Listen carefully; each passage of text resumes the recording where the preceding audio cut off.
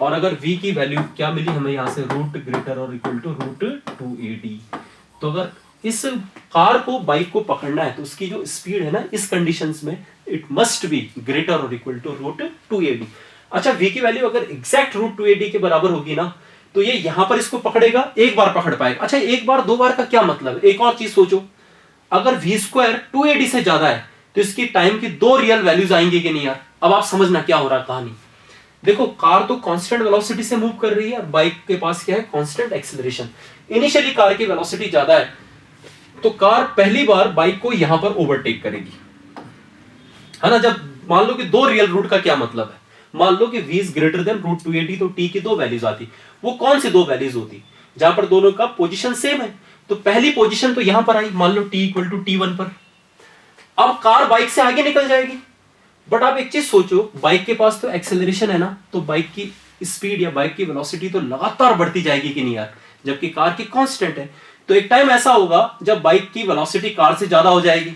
तो देखो यहां से लेकर यहां तक तो कार बाइक के पीछे है ना, अप्रोच कर रही, फिर कार बाइक से आगे निकल जाएगी, फिर एक टाइम के बाद वापस बाइक कार को ओवरटेक करेगी कि नहीं यार। तो ऐसे टाइम के दो वैल्यूज होंगी जब ये ओवरटेक, अगर ये पॉसिबल है तो। अगर v की वैल्यू एग्जैक्ट रूट 2ad के बराबर है ना तो ठीक यहां पर पहली बार जहां पर मिले ना उसी इंस्टेंट पर बाइक की स्पीड भी कार के बराबर हो जाएगी। अब बाइक के पास तो एक्सेलरेशन भी है तो उसके बाद इस पॉइंट के बाद बाइक की स्पीड कार से ज्यादा हो जाएगी तो कार उसको दोबारा कभी नहीं ओवरटेक कर पाए, उसके बाद बाइक फिर हमेशा आगे ही रहेगा उससे कि नहीं, बोलो। और अगर v इससे कम है तो कार कभी भी बाइक को ओवरटेक नहीं कर पाएगा। आई होप आपको ये बात, वैसे आप इसको है ना याद क्या रखना, ये इतना फ्रीक्वेंटली हम यूज करते हैं ना कि ये बात आपको याद हो जाती है। तो बोला है कि मैक्सिमम वैल्यू ऑफ ए, तो अपना आप तो डायरेक्टली आ जाएगा आंसर की नहीं यार, है ना। कितनी होगी भाई, स्क्वायर रूट ऑफ 2ad। आप चेक कर लो आपको उत्तर आ गया। क्लियर है एकदम, ओके बच्चों। नेक्स्ट ये वाला देखो आप। अच्छा एक और चीज सिखाते हैं आपको, चलो देखो। A particle is moving in a straight line with speed 9 meter per second. If a constant retardation of 2 meter per second square starts acting on it, then find distance traveled by particle in 5th second. जल्दी से जरा try करो तो। अच्छा जी, है ना, distance traveled in 1 particular second। और answer की नहीं जीरो।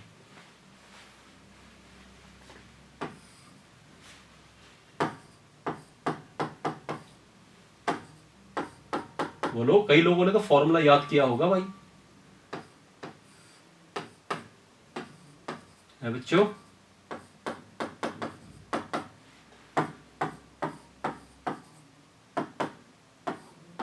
अच्छा याद करो आप, एस एन एथ है ना, displacement of the particle in nth second क्या होता था, s n minus s n minus 1।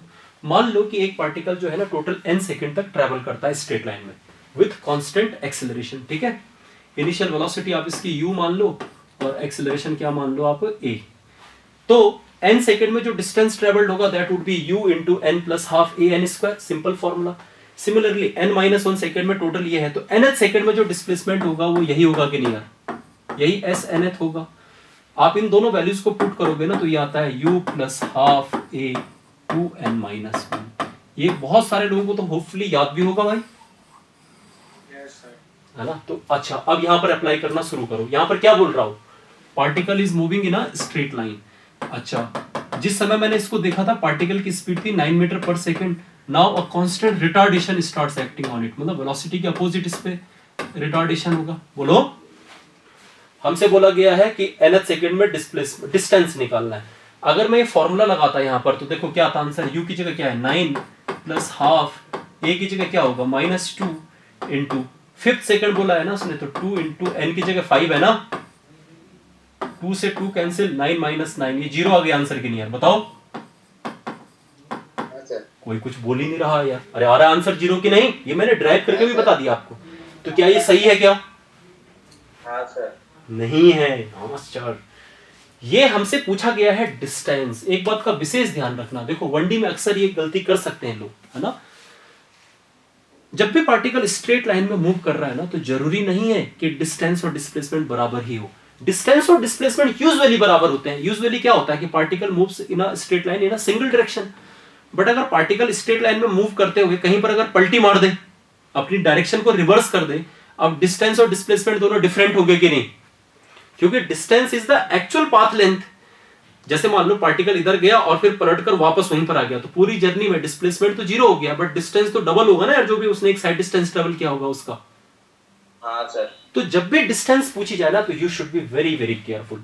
या अगर आपसे डिस्प्लेसमेंट, अच्छा याद रखना, ये जो फॉर्मूले हैं है ना, चाहे वो इक्वेशन ऑफ मोशन के हों या ये वाला मैंने जो नया फॉर्मूला बनाया nth सेकंड में डिस्प्लेसमेंट का, ये सारे फॉर्मूले डिस्प्लेसमेंट के लिए है। हाँ, अधिकतर बार हम इनसे डिस्टेंस भी निकाल देते हैं, वो तब होता है जब particle is moving in a same direction, in a single direction. यहां पर उसने डिस्टेंस बोला है। एक मजेदार बात देखो, जो 5th सेकंड है ना, उस सेकंड में पार्टिकल सेम डायरेक्शन में नहीं जा रहा है। अगर आप यहां पर देखोगे, ठीक है, डिस्प्लेसमेंट तो जीरो है। अगर मैं आपसे बोलूं कि किसी भी टाइम टी पर वेलोसिटी जो होगी ना, वो 9 - 2t v = u + at लगा दिया मैंने। अब बताओ जी, आपको समझ में आ रहा है ना कि रिटार्डेशन है तो वेलोसिटी तो कम हो रही होगी टाइम के साथ। इसकी वेलोसिटी जीरो कब होगी बताओ? At t = 4.5 second. इस इंस्टेंट पर पार्टिकल की वेलोसिटी जीरो हो रही है, तो क्या उसके बाद वहीं पर रुक जाएगा क्या? वो नहीं, 4.5 के बाद फिर पलट जाएगा वापस की नहीं यार। तो 5th सेकंड का मतलब है t = 4 से t = 5 तक। हाँ, अगर इस पूरे सेकंड में पार्टिकल एक ही डायरेक्शन में चलता तो डिस्टेंस और डिस्प्लेसमेंट दोनों बराबर होते, बट इस बार ये डिफरेंट होगा कि नहीं यार? तो हो पता क्या रहा है, देखो मैं आपको समझा देता हूं यहां पर, है ना।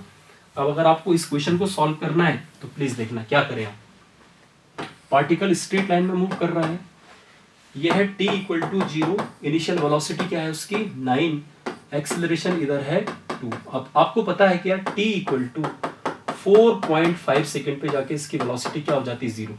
तो t = 0 से 4.5 तक इधर चला और इसके बाद फिर पलट जाएगा इधर के नहीं। अब ध्यान देना, t = 4 पे यहां कहीं रहा होगा ये, है ना। अच्छा, उसने बोला है कि 5th सेकंड में डिस्प्लेसमेंट 0 है, इसका मतलब t = 4.5 के बाद ये वापस इधर आने लग गया, तो t = 5 सेकंड पर ये एग्जैक्ट वहीं पर रहा होगा जहां पर t = 4 पे था। एक्चुअली पार्टिकल इसी लाइन पे वापस आ रहा है, मैंने नीचे आपको समझाने के लिए अलग से बना दिया इसको। तो 4 से 4.5 में जितना गया था, 4.5 से 5 में वापस एग्जैक्ट उतना ही इधर आया होगा, तभी तो पूरे एक सेकंड में ये डिस्प्लेसमेंट 0 हुआ होगा, है बच्चों, है ना। अच्छा जी, हमें डिस्टेंस निकालना है, तो एक्चुअली हमें इन दोनों डिस्टेंसेस को, इसको और इसको ऐड करना है कि नहीं यार। तो मान लेते हैं ये x है, तो ये भी क्या होगा x। अब आप x निकालने का प्रयास करो, तो बेटर क्या है, देखो आप 4.5 से t = 5 के बीच इक्वेशन लगाओ, t = 4.5 to t = 5, है ना। और सेकंड इक्वेशन लगा दो, फाइनाइट टाइम है ना, हाफ सेकंड की बात कर रहा है, तो ये इनिशियल पोजीशन हो जाएगी, ये फाइनल पोजीशन। जहां तक रही बात डायरेक्शन की, चलो आप इधर माइनस मान लो, तो 4.5 से 5 में डिस्प्लेसमेंट कितना हुआ -x, u कितना है 0। मैंने इसीलिए तो ये वाला ना चूज करके, इसमें भी निकाल सकता था, बट फिर मुझे t = 4 पे इनिशियल वेलोसिटी लिखनी पड़ती, मुझे कैलकुलेशन ज्यादा करनी पड़ती। तो ये हो जाएगा -x = ut + ½ इंटू, अच्छा a कितना होगा जरा बताना, -2 इंटू टाइम कितना लगा 1/2 सेकेंड। माय गुडनेस, यहां से आ गया ये 1/4 मीटर। तो हमें डिस्टेंस निकालना था, तो हमारा आंसर क्या हो जाएगा 1/4 + 1/4, तो 1/2 metre, that is 0.5 metre. I hope आपको ये बात समझ में आई है ना। तो you should be very careful while calculating the distance. आपको समझना चाहिए डिस्टेंस निकालने के लिए हमें एक्चुअल पाथ। अच्छा एक बात बताऊं मैं, अगर आपसे बोला जाता कि 4th सेकंड में डिस्टेंस बताओ, तो डिस्प्लेसमेंट के बराबर ही आता कि नहीं यार? है ना। ये इसलिए दिक्कत हो रही है कि 4.5 पे पार्टिकल की वेलोसिटी 0 हो गई और फिर ये वापस आ गया। आप समझना इस चीज को। वैसे मैं इस वीडियो को ना अपलोड कर दूंगा, तो आप एक बार दोबारा भी देख सकते हैं इस क्वेश्चन को, ठीक है। आपका जो ऐप है उसमें ये अपलोड हो जाएगा। ओके बच्चों, नेक्स्ट इसको देखते हैं भाई। अच्छा, ये कंसेप्ट जो है ना तुम्हारा, ये जो क्वेश्चन है तुम्हारा रिटार्डेशन और एक्सेलरेशन के कंसेप्ट को क्रिस्टल क्लियर कर देगा। क्वेश्चन को सुनो जरा क्या बोल रहा है। अ पार्टिकल स्टार्ट्स मूविंग रेक्टिलिनियरली, मतलब स्ट्रेट लाइन में, at time t = 0 such that the velocity changes with time as, है ना, according to the equation v = t² - t, where t is in the second. You need to find the time interval for which the particle retards, मतलब there is retardation in the particle. अच्छा बच्चों बताओ retardation क्या होता है?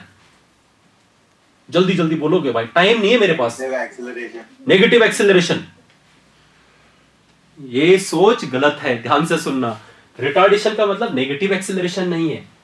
देखो retardation का मतलब होता है स्लो डाउन। आप सिंपल वर्ड्स में बताता हूं, चलो एकदम सिंपल वर्ड्स में बोले ना अगर हम लोग, if an object is accelerating it means it is speeding up, और अगर हम बोल रहे हैं कि there is some retardation in the object it means it is slowing down.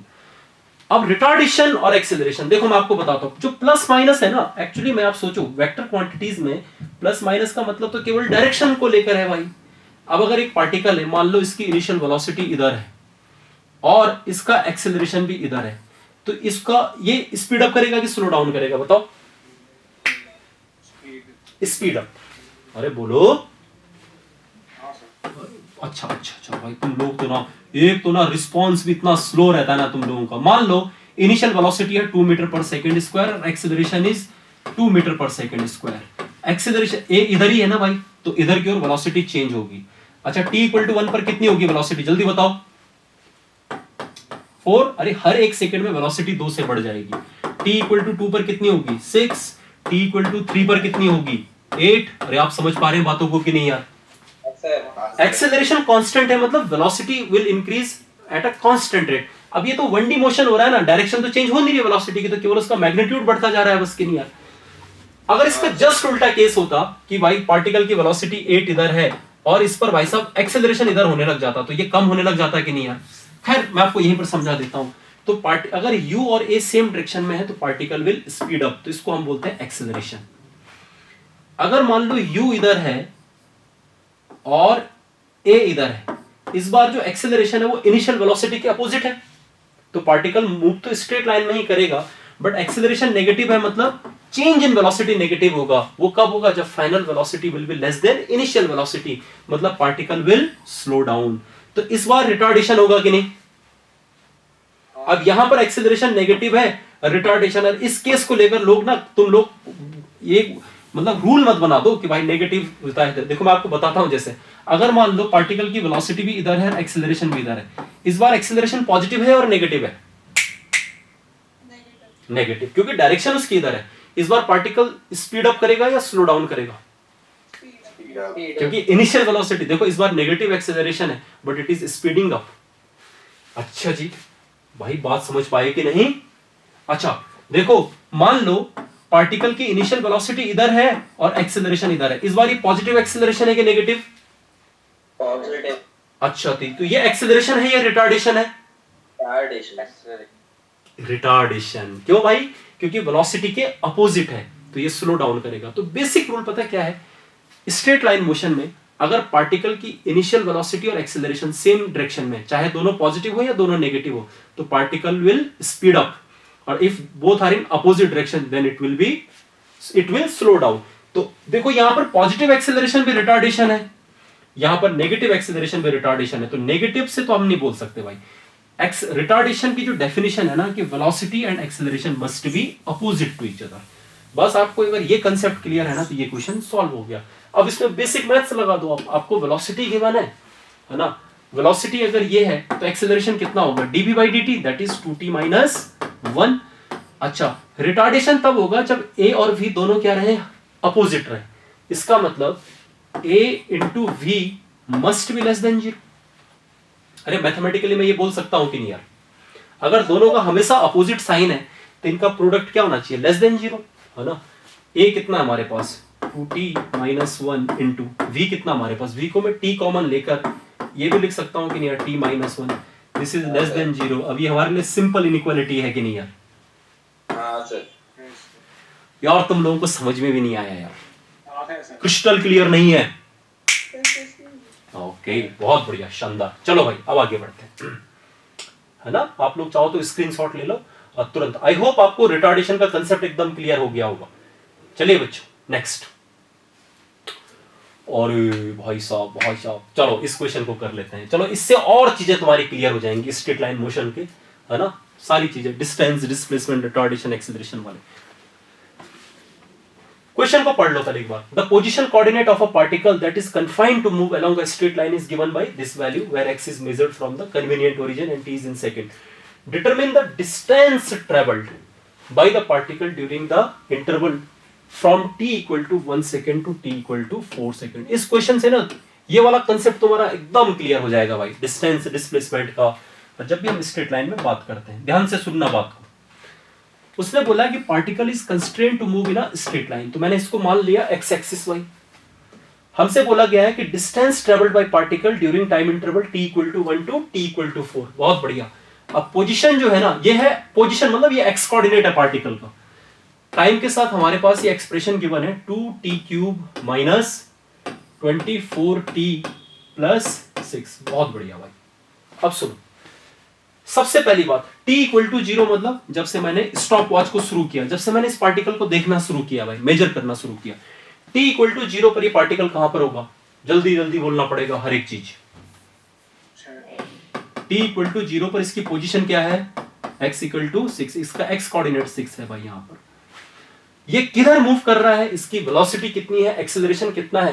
तो अगर हमें पोजीशन पता है तो भाई मैं डायरेक्टली यहां से बोल सकता हूं इसकी जो वेलोसिटी होगी वो क्या होगी, जरा जल्दी जल्दी बताना भाई। 6t square minus 24। बहुत बढ़िया। अच्छा, यहां से मैं एक्सेलरेशन की बात भी बोल सकता हूं, एक्सेलरेशन कितना होगा? 12t। बहुत बढ़िया। तो हमें इस पार्टिकल की वेलोसिटी, एक्सेलरेशन और पोजीशन तीनों टाइम के साथ कैसे वेरी कर रहे हैं, ये तीनों चीजें हमें पता है। अब एक एक बात को ध्यान से सुनना भाई।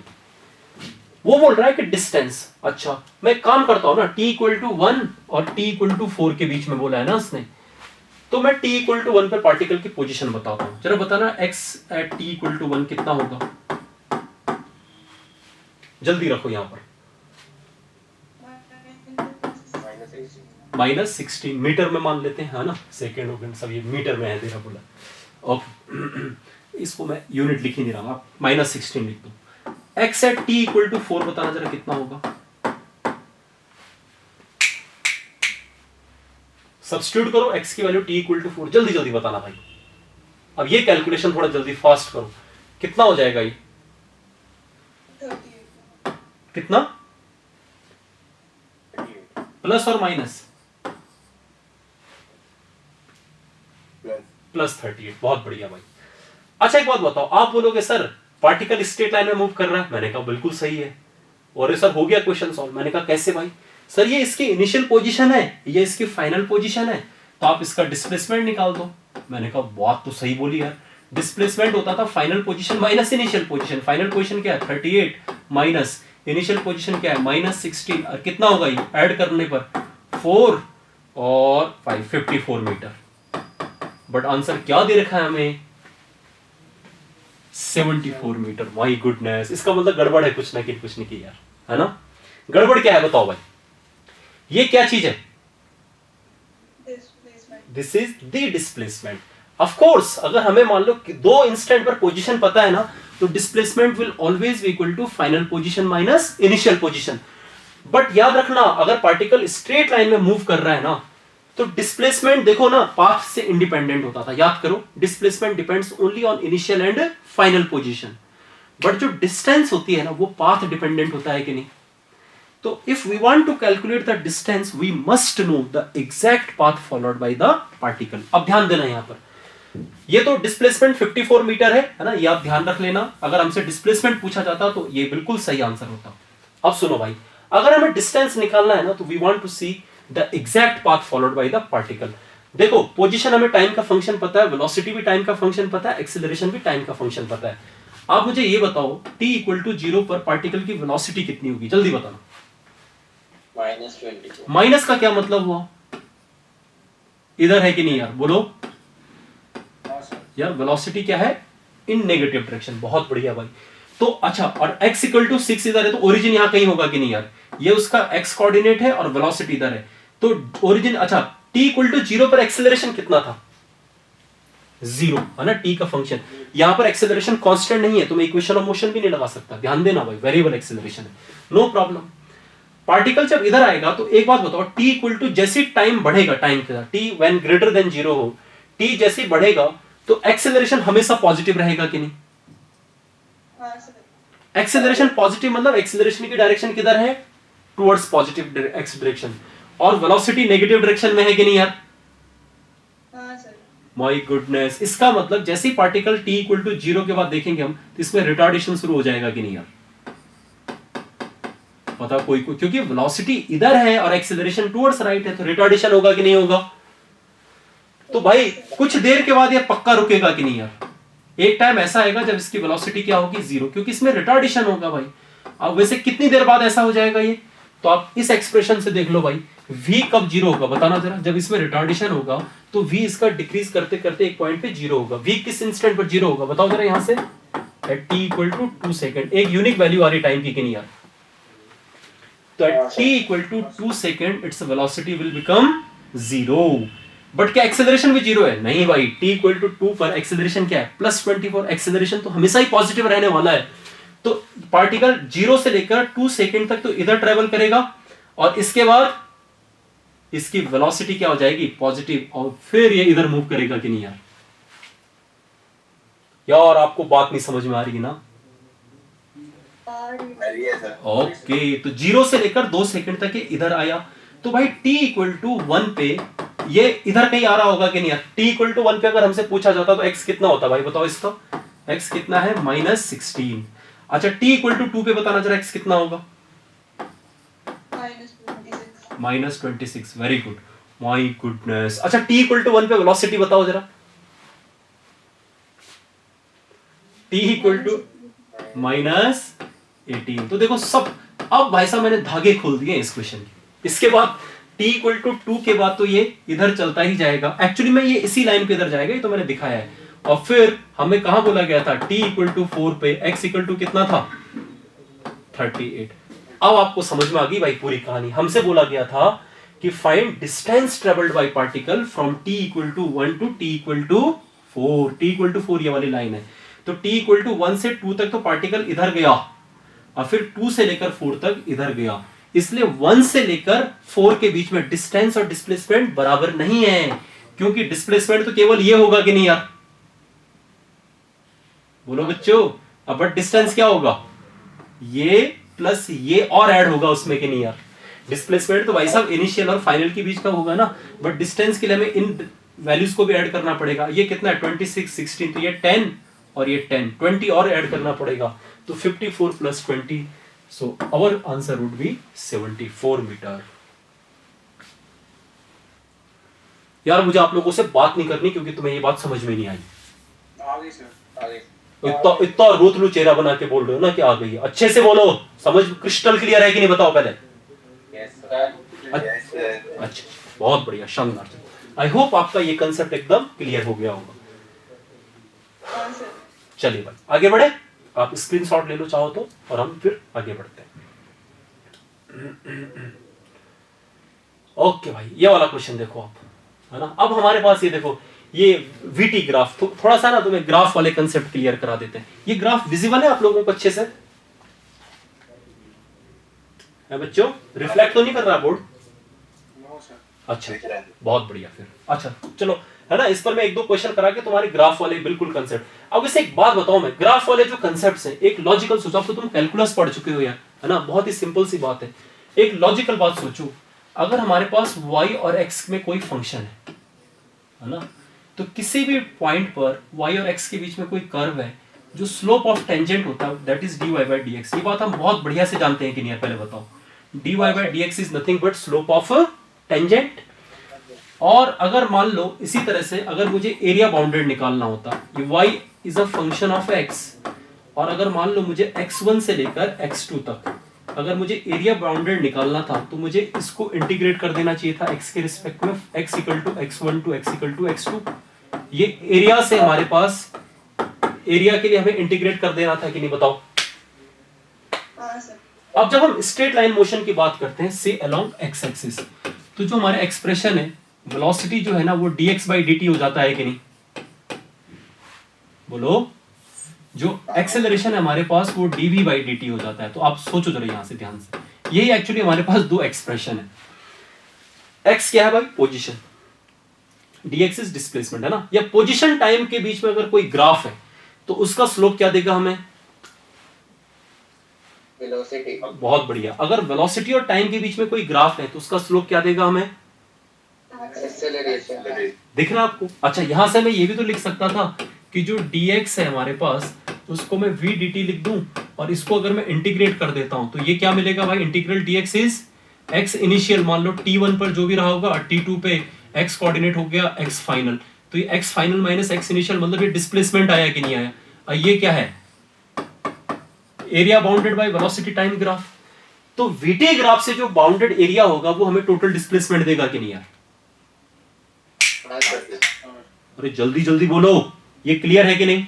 अच्छा, जहां तक रही बात a equal to dv by dt, velocity time graph का स्लोप एक्सेलरेशन देता था, इसको मैं फर्दर लिख सकता हूं कि dv इज a dt, और अगर मैं इसको इंटीग्रेट कर देता हूं, मान लो t इक्वल टू t1 पर वेलोसिटी v1 थी, t2 पे वेलोसिटी होगी v2, तो ये क्या बचा? v2 माइनस v1 इज, और ये एक्सेलरेशन और टाइम के बीच में जो ग्राफ होगा उससे बाउंडेड एरिया हो गया कि नहीं? और ये क्या है हमारे पास बताओ? This is nothing but change in velocity. इसका मतलब 80 ग्राफ से बाउंडेड जो एरिया है ना वो चेंज इन वेलोसिटी देता है हमें। हाँ सर यार समझ में नहीं आया तुम्हें यार? आ गया। अच्छा, बहुत बढ़िया भाई। तो अगर हम पोजीशन टाइम की बात करें, पोजीशन टाइम ग्राफ का स्लोप क्या देता है? वेलोसिटी। पोजीशन टाइम ग्राफ से बाउंडेड एरिया क्या देगा? तो देखो, स्लोप का x और t का ग्राफ है ना, तो स्लोप है dx बाई dt, एरिया क्या है भाई? Integral x dt। ये कोई फिजिकल क्वांटिटी नहीं होती, तो पोजीशन टाइम ग्राफ का एरिया से हमें कुछ नहीं मिलने वाला, बट स्लोप से हमें क्या मिल जाएगा? वेलोसिटी। बहुत बढ़िया। वेलोसिटी टाइम ग्राफ की अगर हम बात करेंगे तो स्लोप क्या होगा? dv बाई dt, इससे क्या मिल जाएगा हमें? एक्सेलरेशन। एरिया क्या होगा? इंटीग्रल v dt, इससे क्या मिल जाता हमें? डिस्प्लेसमेंट। माय गुडनेस, इसका मतलब vt ग्राफ का स्लोप और एरिया दोनों ही यूजफुल है हमारे लिए। इसीलिए आपने देखा होगा जब भी हमें किसी फिजिकल सिचुएशन को ग्राफ में कन्वर्ट करना है ना, तो we always prefer vt graph, क्योंकि उसका स्लोप और एरिया दोनों से हमें कुछ ना कुछ मिलता है कि नहीं यार? सिमिलरली अगर हम एक्सेलरेशन टाइम ग्राफ की बात करें तो भाई स्लोप क्या होगा? da by dt। हमारे लिए तो कुछ भी नहीं, वैसे जर्क होता है, बट छोड़ो, हमारे लिए तो कोई मतलब नहीं, इसका rate of change of acceleration है। ऐसी कोई क्वांटिटी हमने डिफाइन नहीं की है। इससे बाउंडेड जो एरिया होगा that would be integral a dt which is equal to change in velocity, मतलब 80 ग्राफ का हमारे लिए एरिया यूजफुल है। इतनी बातें आपको याद। अच्छा, एक बात बताओ, इनको कोई रट्टा मारने की आवश्यकता है क्या? सच्ची सच्ची बताना भाई, है ना? अगर आपको ये बात पता है स्लोप और एरिया का कंसेप्ट, तो भाई आपको हमेशा के लिए याद हो गई ये बातें, तो बहुत बढ़िया भाई। अगर हमें ये बातें मालूम है ना, तो पहला पार्ट देखो, the figure shows the vt graph of a particle moving along a straight line, choose the incorrect statement. अब ध्यान देना, यहां पे इनकरेक्ट बोल रहा है वो। The particle comes to rest at, rest मतलब जहां पर वेलोसिटी जीरो होगी। तो देखो कहां पर जीरो दिख रही है वैसे? t इक्वल टू 0 पे जीरो है, t इक्वल टू 8 पर भी जीरो है, और 4 और 6 के बीच में कहीं पर फिर से जीरो हो रहा है कि नहीं यार? हाँ सर। अच्छा, तो भाई इनकरेक्ट बोला है ना, तो ये तो करेक्ट है, ये भी करेक्ट है। और t इक्वल टू 5, यार देखकर तो लग रहा है 4 और 5 के बीच में है, तो भाई ऐसा लग रहा है कि यार ये भी जीरो ही होगा, बट ये सही नहीं है, ध्यान देना। t इक्वल टू 4 पर, है ना, t इक्वल टू 4 ये है, ये t इक्वल टू 2 है, ये t इक्वल टू 0 है, ये t इक्वल टू 6 है, ये t इक्वल टू 8 है। अलग अलग इंस्टेंट है भाई। t इक्वल टू 4 पे वेलोसिटी क्या दे रखी है हमें? 10। t इक्वल टू 6 पर वेलोसिटी क्या दे रखी है? -20। याद रखना, माइनस का मतलब केवल डायरेक्शन है, तो यहां कहीं जीरो। अच्छा, हमें पता है कि vt ग्राफ का जो स्लोप होता है वो एक्सेलरेशन होता है कि नहीं यार? हाँ सर। अच्छा जी, ओ माय गुडनेस। तो 4 से लेकर 6 सेकंड तक की अगर मैं बात करूं, तो ये जो स्ट्रेट लाइन है, ये सेम स्ट्रेट लाइन है ना भाई, और स्ट्रेट लाइन एक ऐसा कर्व होता है ना जिसका स्लोप कांस्टेंट होता है, ध्यान दो। तो जो इस लाइन का स्लोप है वही इस लाइन का भी स्लोप है। तो मान लो t टाइम के पर at time t velocity becomes 0, तो इस लाइन का जो स्लोप होगा, ऑब्वियस सी बात है नेगेटिव होगा दोनों का ही, बट मैं मैग्नीट्यूड की अगर बात करूं तो इस लाइन का स्लोप का मैग्नीट्यूड क्या होगा? This upon this. यार तुम लोगों ने इतनी मैथ्स तो जानते हो ना भाई, है? अच्छा, तो इस लाइन के स्लोप को मैं लिख सकता हूं यहां पर 10 डिवाइडेड बाई, ये वाला इंटरवल कितना होगा? t-4, तो 10 डिवाइडेड बाई t-4। बहुत बढ़िया। अब सुनो ध्यान से बात। सिमिलरली ये वाली जो लाइन है नीचे वाली, इसका स्लोप को क्या लिख सकता हूं मैं, है ना, दिस अपॉन दिस। अच्छा, ये वाली लेंथ कितनी है बताओ? 20 मैग्नीट्यूड वाइज, और ये वाली इस डिस्टेंस को क्या लिखेंगे हम? 6 minus T, 20 upon 6 minus T. बात समझ में आई कि नहीं आई? है ना, ये 2 बचेगा इधर, 6 minus t equal to 2t minus 8, ये हो जाएगा 14 is equal to 3t t comes out to be 14/3 second. है कोई ऐसा ऑप्शन? नहीं है ना? तो क्या होगा answer? Particle comes to rest at, है ना? तो इस पे तो आता है, इस पे भी आता है, इस पे नहीं आता। इनकरेक्ट चूज करना था हमें कि नहीं यार? बोलो। Yes sir. अरे टी, ये जो टाइम है ना, जो 5 दिख रहा था हमें, एक्चुअली वो 14/3 सेकंड है, ठीक है? 4 पॉइंट समथिंग होगा, 4.3 होगा। आई होप आप समझ गए बात। हाँ सर। चलिए, है ना? तो देखो मैंने किस तरह से स्लोप को यूज किया। अच्छा, और भी चीजें हमसे पूछी जा सकती थी यहाँ पर कि भाई टोटल डिस्प्लेसमेंट बताओ, टोटल डिस्टेंस बताओ। अगर हाँ, एडिशनल क्या पूछा जा सकता था इस पूरी जर्नी में, अगर हमसे बोला जाता टोटल डिस्प्लेसमेंट बताओ, तो क्या करते हैं बताओ? ये तो पॉजिटिव एरिया है, ये क्या है? नेगेटिव एरिया, ठीक है? तो भाई अगर डिस्प्लेसमेंट क्या होगा? अच्छा, जब तक ये पॉजिटिव है ना वीटी ग्राफ, इसका मतलब है particle is moving in one particular direction. समझना बात को ध्यान से। और जब एक ग्राफ नेगेटिव हो गया, मतलब पार्टिकल इधर मूव कर रहा है कि नहीं यार? तो ये जो एरिया है जो पॉजिटिव है ना, वो है एक साइड कितना गया और नेगेटिव वाला इधर दिखाएगा। तो दिस माइनस दिस डिस्प्लेसमेंट होगा। और अगर डिस्टेंस पूछा जाता तो हम दोनों को ऐड कर देते, इसका मैग्नीट्यूड दोनों को ऐड कर देते। आई होप आप समझ गए बात। हाँ सर। ओके, बहुत बढ़िया, शानदार। चलो भाई, अच्छा इसका अगला पार्ट देख लेते हैं भाई, है ना? इसी ग्राफ में identify the region in which rate of change of velocity of the particle is maximum. Rate of change of velocity का क्या मतलब हुआ भाई? है ना, ये delta v upon delta t. Actually ये एक्सेलरेशन की बात कर रहा है कि नहीं यार? तो हमें बताना है कि अच्छा, और उसका मैग्नीट्यूड है, आप नेगेटिव और पॉजिटिव से कंपेयर मत करना, उसका मैग्नीट्यूड बोल रहा हूं। तो एक बात बताओ मुझे, एक्सेलरेशन मतलब हमें स्लोप देखना है। वीटी ग्राफ का स्लोप एक्सेलरेशन होता है। किस रीजन में इसका स्लोप मैक्सिमम है? दिख ही रहा है। अरे सबसे ज्यादा स्टीप कब है? ये 4 से 6 के बीच में। इनफैक्ट, और हम ना इसका स्लोप अगर निकाल दे तो काम भी हो जाए। इसका स्लोप अगर आपको निकालना होता ना तो बहुत आसान है भाई। देखो ये वाली लेंथ टोटल कितनी है? 30/2, 15 मीटर पर सेकेंड। एक्चुअली में -15 मीटर पर सेकेंड स्क्वायर है कि नहीं यार? है ना? तो 4 से 6 के बीच में इस लाइन का स्लोप मैक्सिमम है, मतलब उसका एक्सेलरेशन भी, rate of change of velocity would be maximum. Crystal clear है कि नहीं? हाँ सर। ये ऑप्शन ही गड़बड़ हो गया, पता है? ऑप्शन देख रहे हो क्या लिख दिया है? रीजन था वो एक्चुअली इंस्टेंट लिख दिया। मुझे लग रहा है इधर उधर हो गए हैं कुछ। खैर, अगला पार्ट देखो, if the particle starts from the position x nought equal to -15 metre, मतलब ये इनिशियल पोजीशन है उसकी, then its position at t equal to 2 second will be. मैं वापस ग्राफ पे आ रहा हूं, पहले ये पढ़ लो आप। इनिशियल पोजीशन हमें दे दी है और t इक्वल टू 2 सेकंड पे हमसे पोजीशन पूछी गई है। तो एक बात बताओ, आपको पता है कि वीटी ग्राफ से जो बाउंडेड एरिया होता है ना, वो रिप्रेजेंट करता है क्या? डिस्प्लेसमेंट।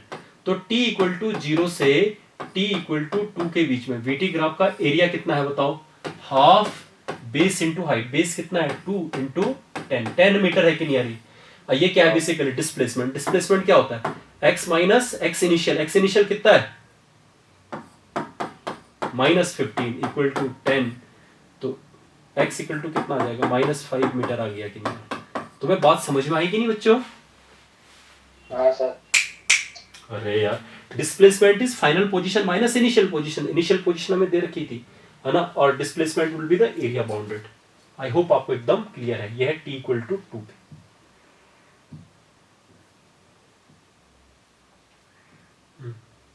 ये वाला क्वेश्चन था, ठीक है? तो इसका आंसर क्या हो जाएगा? Option A. अगला part, the maximum displacement of the particle is. अब again this is interesting. Displacement देखो, आपको पता है कि इससे बाउंडेड एरिया, तो याद रखना डिस्प्लेसमेंट की बात कर रहा है ना भाई वो, तो एक डायरेक्शन में ध्यान दो, 0 से लेकर यहां तक। ये आपको टाइम पता है कौन सा है? t इक्वल टू क्या है? ये 14/3 सेकेंड है। यहां से लेकर यहां तक पार्टिकल का डिस्प्लेसमेंट पॉजिटिव है, क्योंकि particle is moving in a positive direction. और इस पॉइंट के बाद वेलोसिटी नेगेटिव हो गई तो उसने पलटी मार दी है कि नहीं यार? तो यहां से लेकर यहां तक डिस्प्लेसमेंट बढ़ेगा और उसके बाद फिर कम होने लग जाएगा, क्योंकि उसी लाइन पर वापस आएगा वो कि नहीं यार? तो अपने को यहां से लेकर यहां तक का एरिया लिखना है। बात समझ पाए? तो ये वाला जो एरिया निकाल दो, आपको टाइम पता ही है। ये वाली डिस्टेंस कितनी है भाई? 14/3। आपको याद है ना, sum of parallel side into perpendicular distance. बोलो, मैं करूं क्या इसको सॉल्व? No sir. अच्छा, बहुत बढ़िया भाई। चलो, है ना, ये वाला हमारा पार्ट हो गया। Total distance travelled bye the particle, क्या करेंगे? पॉजिटिव एरिया नेगेटिव एरिया दोनों को ऐड कर दो, आपका काम हो जाएगा। चलिए भाई, नेक्स्ट। ओके एक और क्वेश्चन देखो आप ग्राफ से। The x t graph of a particle moving along a straight line is shown in the figure. Position time graph आपको गिवन है, v t graph of the particle is correctly shown by, है ना।